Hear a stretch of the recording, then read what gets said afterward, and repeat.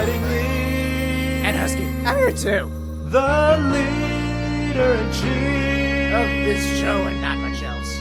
put together by twists of fate so great it's all beyond belief. Don't you give me no grief. That Lupin canine his suits made just like Wonder Who you can see. Review kids movies with no beauty, not groovy, while brooding with moody me. That's how it's gotta be. Fighting Leaf and Husky, I'm Husky. Fighting Leaf and Husky, I'm Husky. Fighting Leaf and Husky, yeah, that's me. Sure, they like them now, but that ain't gonna last. To minimize the damage, we gotta work fast. This is what we gotta do to help the kids to get it. Now listen to my review, you're gonna regret it. It's Husky by my side and I need a bomb in my chest. Make real bad kids movies with help from the rest. I am Fighting Leaf, the kid movie chief. Don't give me no grief, or you're gonna regret it. Hi, Internet! And welcome back to You're Gonna Regret It Modern Children's Movie Review with your hosts, Fighting Leaf and Husky the Wolf.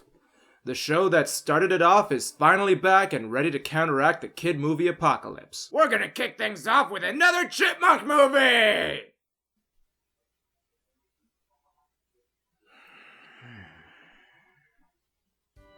I hate you all. Yes, I'm fully aware of this new road chip movie that they came out with, and it's apparently my life's burden to review this stupid thing along with the rest of the Chipmunk films. To recap, the first movie, Alvin and the Chipmunks, wasn't really that bad. But the Squeakquel was total and complete garbage, and Chipwrecked was— oh dear crap, make it stop! So, how bad is Road Chip going to be? Very. Very bad. Let's dive right in, shall we? We begin with clips of the monks setting up a birthday surprise for Dave. Hey, I thought you said this was a going away party for us. Well, the real reason for the party is moot, because Alvin really just wanted an excuse to throw a house party while Dave was away. Dave, please remind me what part of the last 3 movies made you think you could leave those 3 unsupervised? Well, the real answer is that Dave has actually been away from home a lot now that he's a big deal producer guy instead of a songwriter. We know you've done all of this for us. We love you, Dave. He does still come home from time to time, and this is what happens when he does.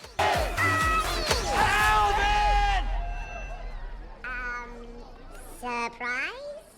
Also, should we know who this guy is? We're not exactly hip with the young folks these days. All we do is just tell them to get off our lawn! Sorry!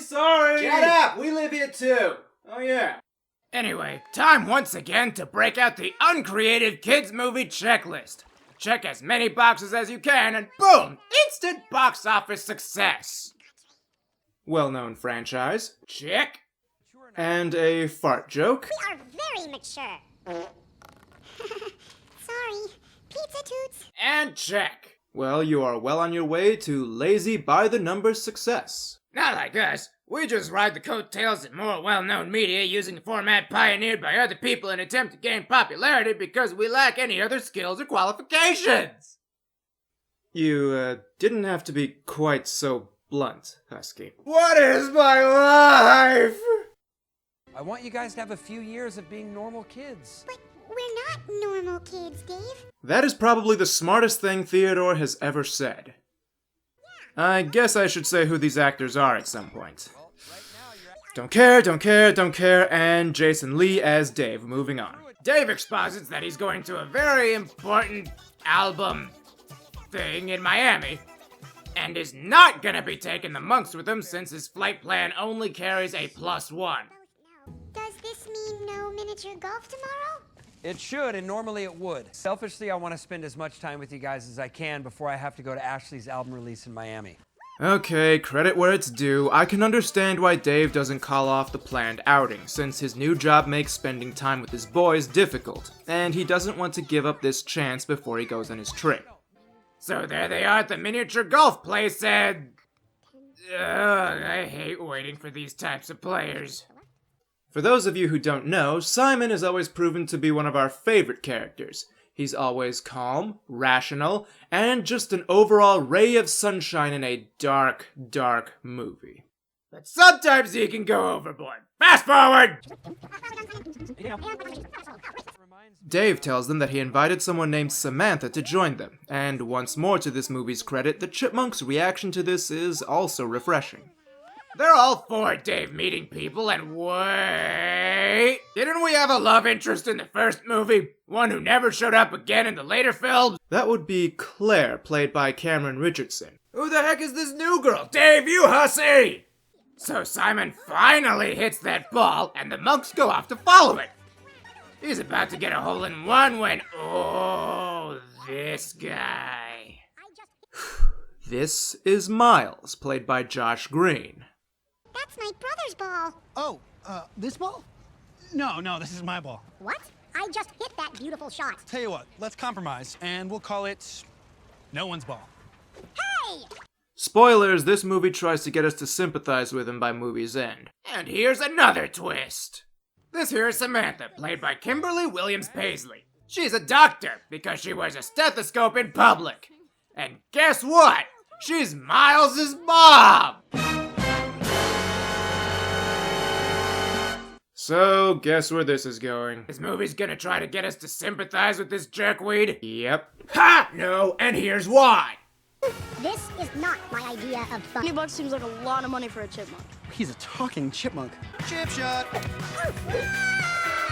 And no, he doesn't have a good motive for doing these things. He's just a callous jerk who needs to be smacked upside the head. Yeah!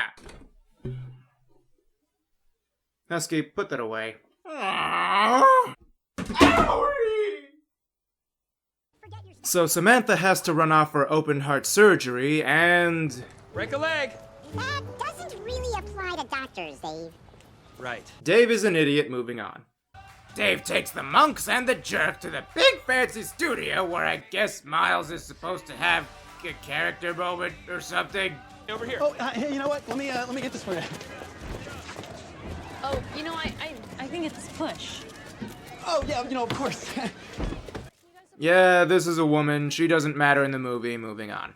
You've been saying moving on a lot so far. It's because this movie is filled with a lot of fluff that doesn't really merit paying attention to for the sake of the review. Like here, this scene lasts for about less than a minute, and it's only here to establish that Alvin and the monks aren't being given that many performance opportunities lately. And next scene! And yet they still spend so much time and energy on montages and whatnot. Uh-oh, no time for that. Dave and Samantha go on a date when Dave asks her to go to Miami with him as his +1. Next scene! Sheesh, you're right. It's like they're trying to make room for the padding. Oh yeah, the Chipettes are guest judging for American Idol. That's why they're pretty much not in this movie. Which suits us fine. Less chipmunks means less annoying. Fewer, Husky. Shut up! Anyway, it's time for plot to happen, and I already can't wait for the next filler bit.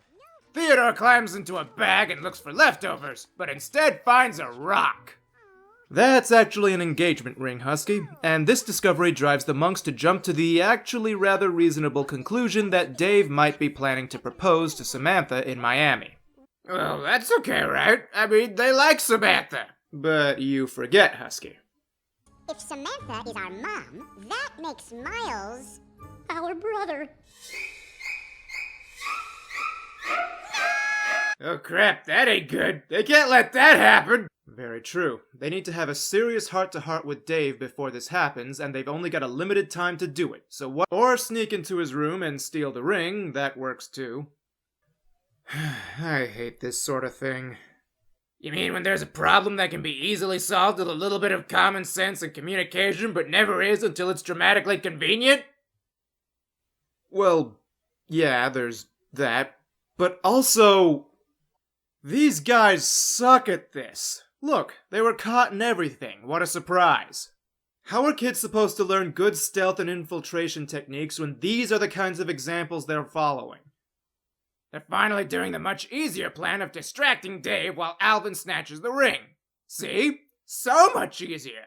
Or so they think. Oh yeah, I forgot to mention that the ring actually wasn't in that bag. It turns out that Dave had packed it separately, so they still need to go get it. Hence the rest of the events of the movie. So, yeah. Let's pretend I put that in the script. Moving on. Dave tells them that he's going to have a stupid throwaway character check in on them from time to make sure they stay out of trouble.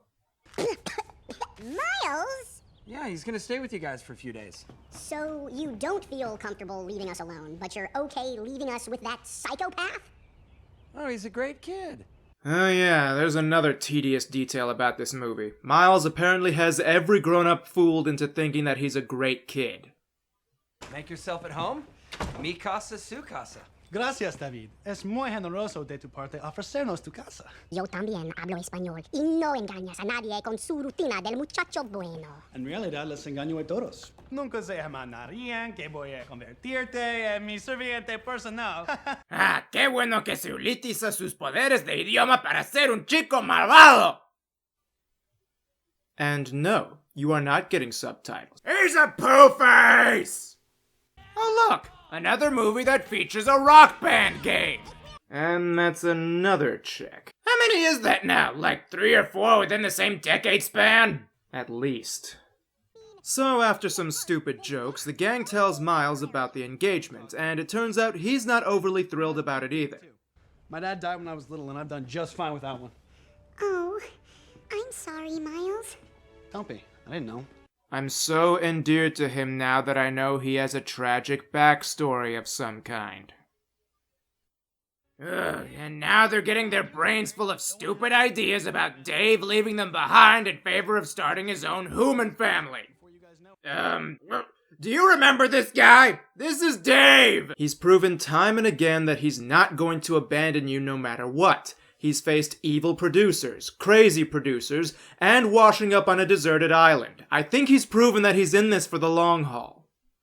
But this doofus insists that he's gonna drop him like it's hot the moment he gets hitched. Yes, I know some people are horrible like that, but the Chipmunks know Dave a lot better than that. But then we wouldn't have a plot now, would we?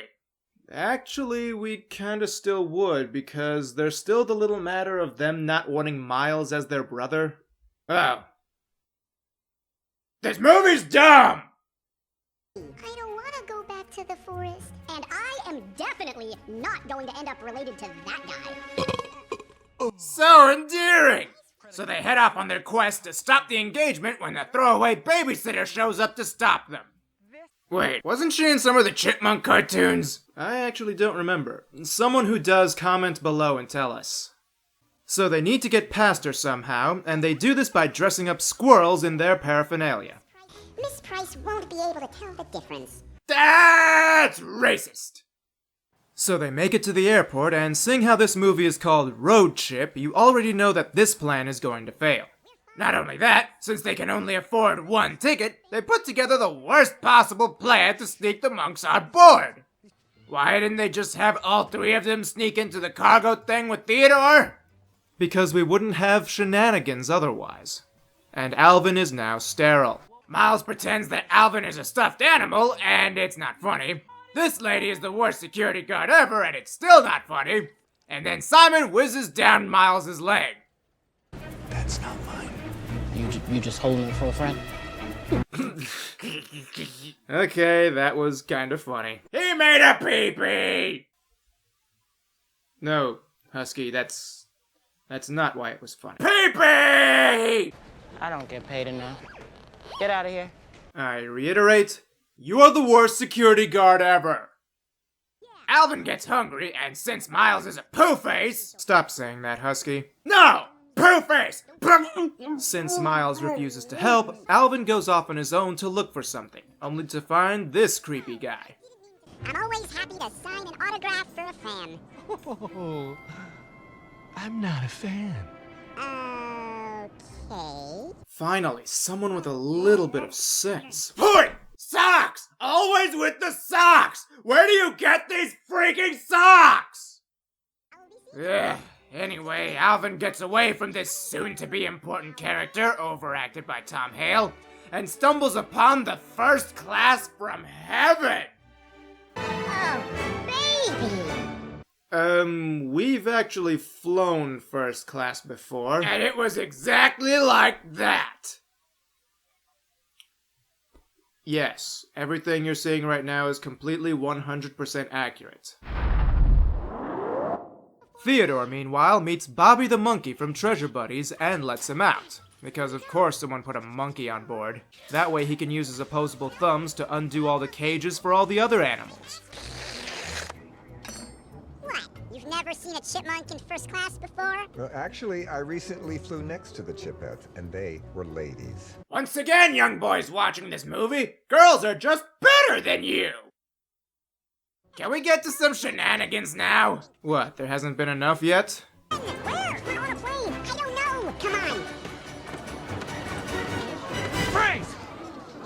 Air Marshal. Overactor! Animal Party. Eh?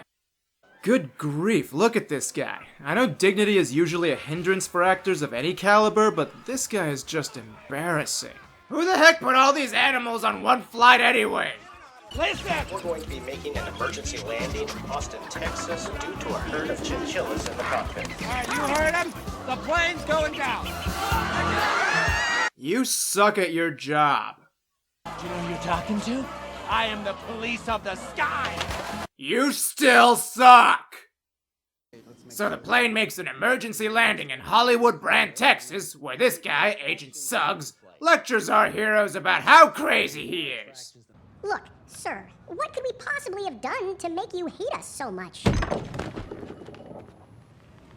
I'll tell you what you did. Oh great, he's got backstory. Isn't it enough that these chipmunks ruined 10 years of perfect service? Do you really have to make your hatred for them personal? Oh, and as it turns out, he actually was a fan of the chipmunks. Like, a mega fan.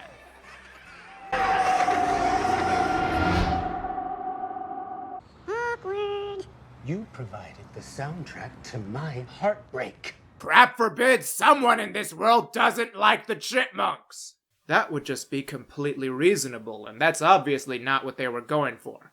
Suggs declares that he's putting them all on the dreaded no-fly list.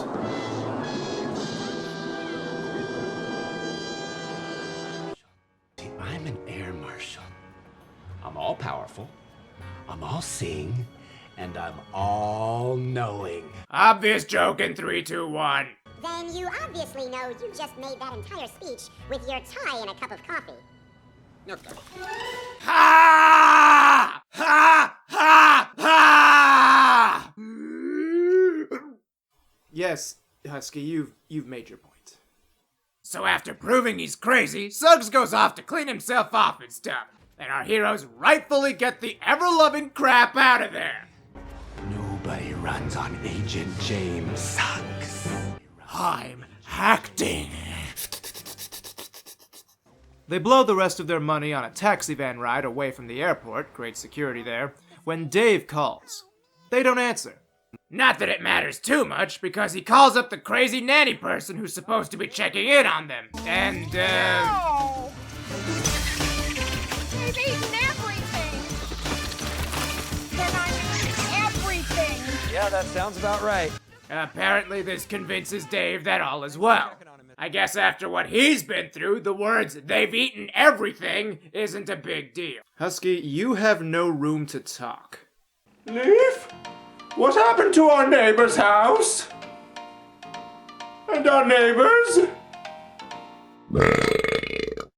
And that's why we're no longer allowed at Sean's house.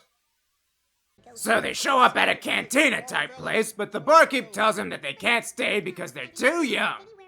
Oh, but their band for the night hasn't arrived yet, and they need someone to perform. Whoa! You guys really know the Chipettes? Really? Once again, girls are just better. Deal with it! So they have themselves a hootenanny of a time until Suggs tracks them down. $76.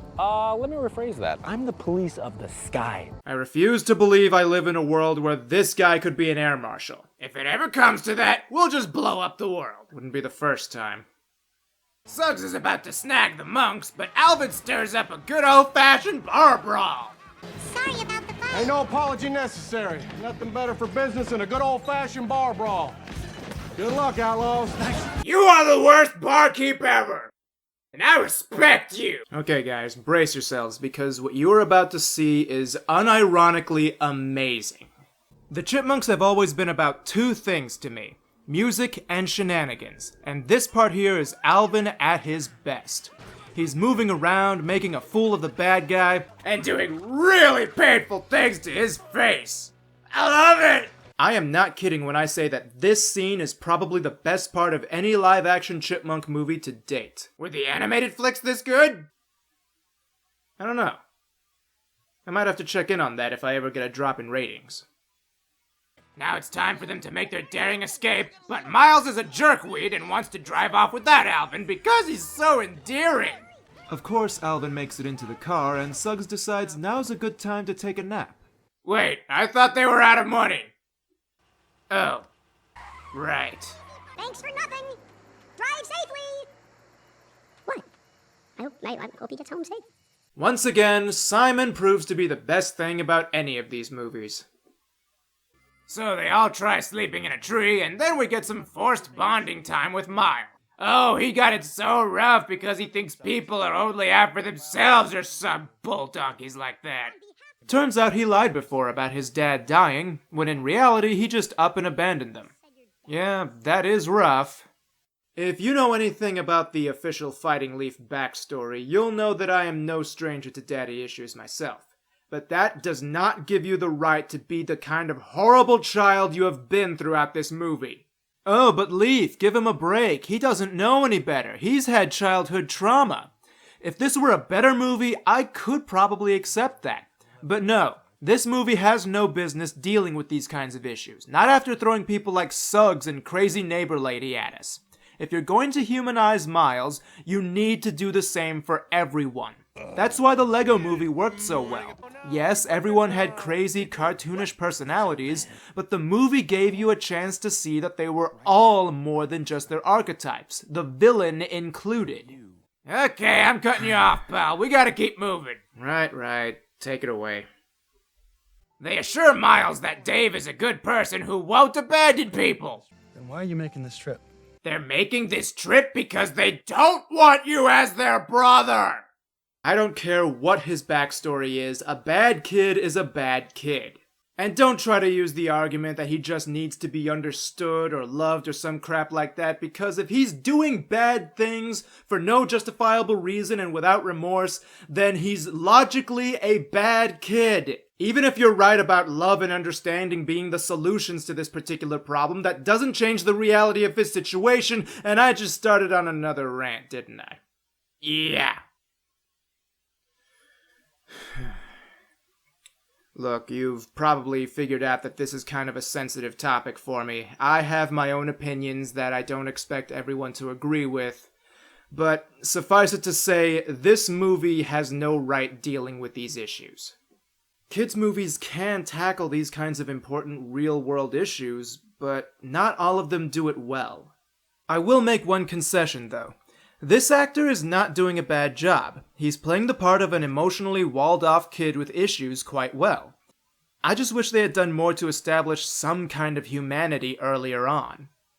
Feel better? Yeah, take it away again. Well, that was enough emotional development for one movie. Let's make another obvious joke. Too tired. Dude, are you joking? I can still see the tree. Oh.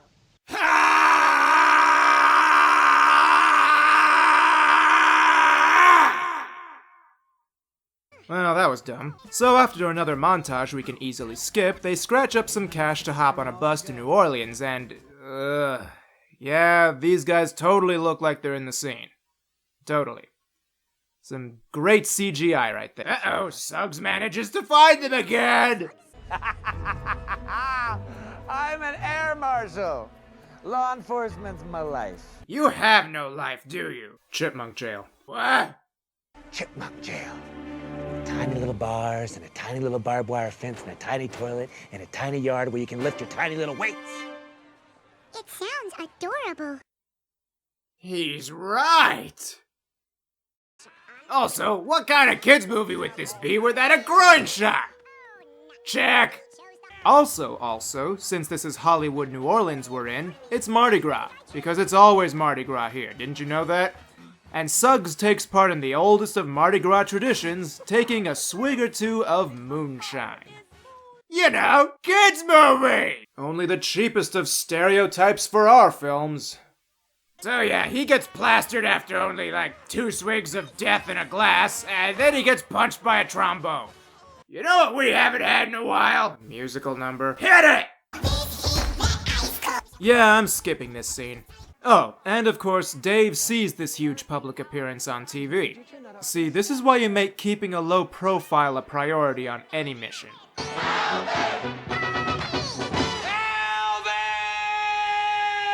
Oh, he said it! Well, he can't very well not say it. That's how you use a catchphrase, my friend. Say it only when you have to, and only when it packs a punch. Huh. This movie isn't sucking that much right now. Oh, Husky, don't jinx it. We then see... Oh my crap. Where is he? Who is that? Why is any of this in a kid's movie?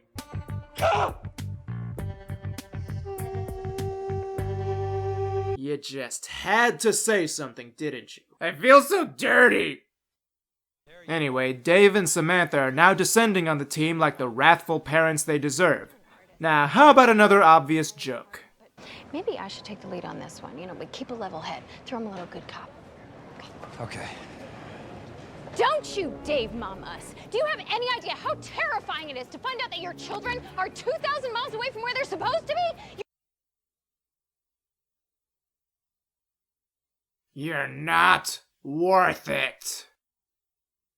Dave, I swear, it wasn't as crazy as it looked on TV. Oh, really?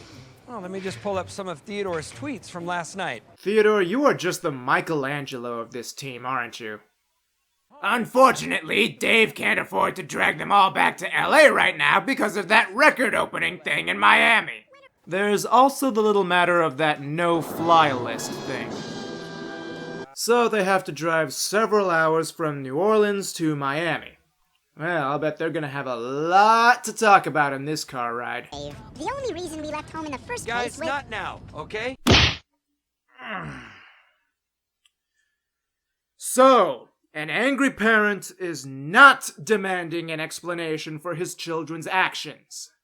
I'm not in the mood to hear it. But Dave, Alvin, don't. You'll just make it worse. Bull donkeys! More like you'll stop a huge catastrophe before it starts!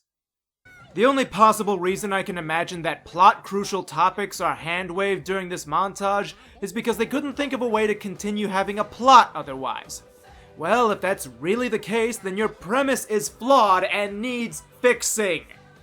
Look, he's plenty cooled down to where they could talk about it if it was plot convenient, but nope! We got another half hour of stupid to fill! Once in Miami, Dave and Samantha forbid the kids from leaving their hotel room, but not before Dave stealthily takes the ring box and slips it into his pocket. It looks like their mission may have been a failure, but after the huge adventure they've had together, Miles is thinking that it may be for the best, showing a small ray of maturity and— oh wait! Alvin has the ring, meaning the proposal is ruined! Hooray for victory! Turn down for what? Turn down for what? And look, Miles is so happy that he storms out of the room in a huff. Wait.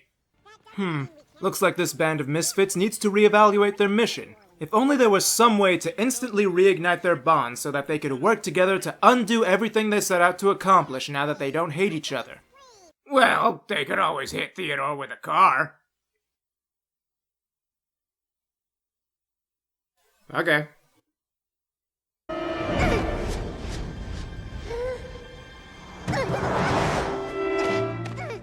Yeah, he's fine.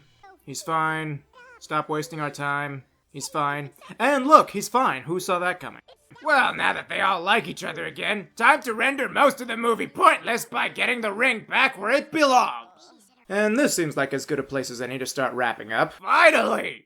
Oh, but before I wrap up completely, I just want to sum up this scene at the restaurant. It turns out that the ring wasn't for Dave to propose, it was for their sound engineer, Barry, who only had this other scene in the movie. Theodore, couch chips are for talent only? Oh. Really, Barry? All right, you can keep it, just don't tell anyone, okay? Woohoo! Yeah, they actually ruined someone else's proposal. Just the tiniest bit of communication and forethought could have prevented all the events of this movie. A little bit of common sense that they should have been capable of. That Dave should have been capable of. Can you get on with the wrap-up now, please? Yeah, I'll go ahead and do it. I frankly want this to be over as much as you do. So yeah, they have one last chase scene with Suggs. That proposal is ruined. Dave is even more mad at the monks now, but Alvin thinks of a way of fixing everything. They send a no-talent goon to Hollywood on their way to pick up the Chipettes. Oh yeah, they're in this movie. Anyway, they pull some strings to get them to the record release Dave was going to so that they can redo Barry's proposal correctly and perform a musical number that they themselves allegedly wrote to express how sorry they are. Dave tells them that he would never bail on them, further proving how pointless half the reason for the trip was. He somehow gets them all back to LA despite them being on the no-fly list, formally adopts them as his children despite the fact that they're animals, but I'd rather not think very hard about it because it's almost over. They're all one big happy family now, when he suddenly remembers that there have been wild animals running around their house the entire time they've been gone, and we get one last...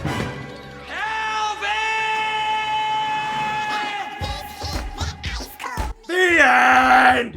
I've got to be honest. This movie is a lot better than the last two Chipmunks we've seen. Yeah. Oh, don't get me wrong. It's still bad. To be perfectly frank, it's the first act of the movie that got on my nerves the most. It sticks to very obvious tropes and setups that anyone with any experience in these matters will quickly roll their eyes at. Beyond that, the movie seems to be full of filler scenes and montages that feel like they're mostly there to pad out the runtime. I will admit, though, that the movie does get better as it goes along, and there are things to like about it sprinkled around here and there. However, Agent Suggs was not a good addition to this. All he ever does is just mug for the camera. Yes, David Cross's character Ian Hawke from the other movies was irritating and got less and less threatening as the films went on, but at least his performance somewhat resembled what you would expect from an actual person. A terrible, shallow, horrible person, but a real one all the same. Suggs' involvement with this story is more of a side plot than anything, and didn't really need to be included, so it feels like a waste of a character. Isn't it great that we get to look at these kinds of movies again? Oh yeah, totally. As always, if anyone has requests for what kinds of movies we should cover, please put them in the comment section below, and we'll hopefully get around to doing them this time. Sometimes I think the world's just not worth it. I'll say. Oh my gosh, he has a chair now! Everything's ruined!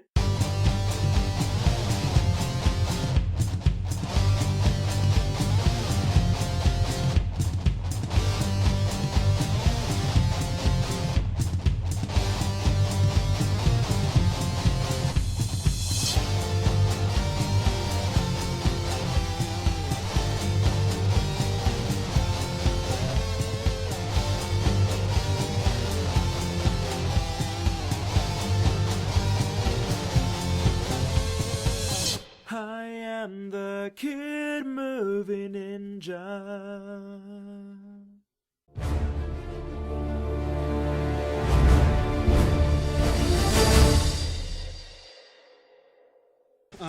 It's just a doll.